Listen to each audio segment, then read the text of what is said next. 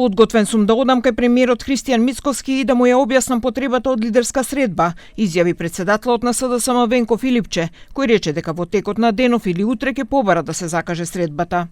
Тој истакна дека на таа средба ќе бара да се разговара за состојбите во образованието, здравството, правосудството, чистата животна средина и отстранувањето на партизацијата и политизацијата од сите институции.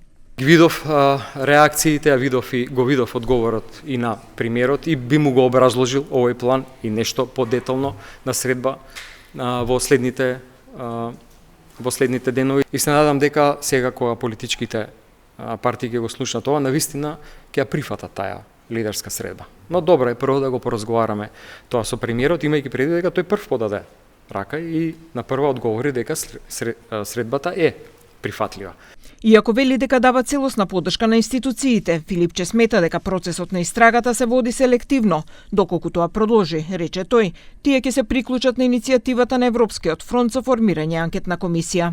Даваме поддршка на институциите, нека се води истрагата. Сметам дека во оваа фаза, кога истрагата се уште не е завршена, ние се уште укажуваме на одредени работи за кои што сметаме дека е водење на селективна правда, дека таа низа на настани верига, како ја нарекуваат, не може да се запре со актуелните функционери, но да видиме на каде ќе води процесот.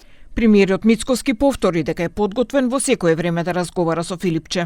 Сериозни времења, јас сум сериозен човек, сериозни работи се во прашање и тоа најмалку е што треба да се прави естрада на јавна сцена, доколку навистина има план и желба да помогне, стојам на располагање, во секое време ќе го прераспределам мојот распоред, на полнок, после полнок, кога ќе каже тогаш, да го сослушам неговиот план и да видиме дали по тој план нешто може да се реши. Од ДУИ натаму инсистираат на формирање анкетна комисија во собранието со меѓународно наблюдување. Од 16 пратеници на Европскиот фронт во кој влегува и ДУИ е поднесена иницијатива за анкетна комисија, која треба да истражи дали има селективен пристап во истрагата за Кочани, но според процедурите за овој предлог потребно е да застанат 20 пратеници.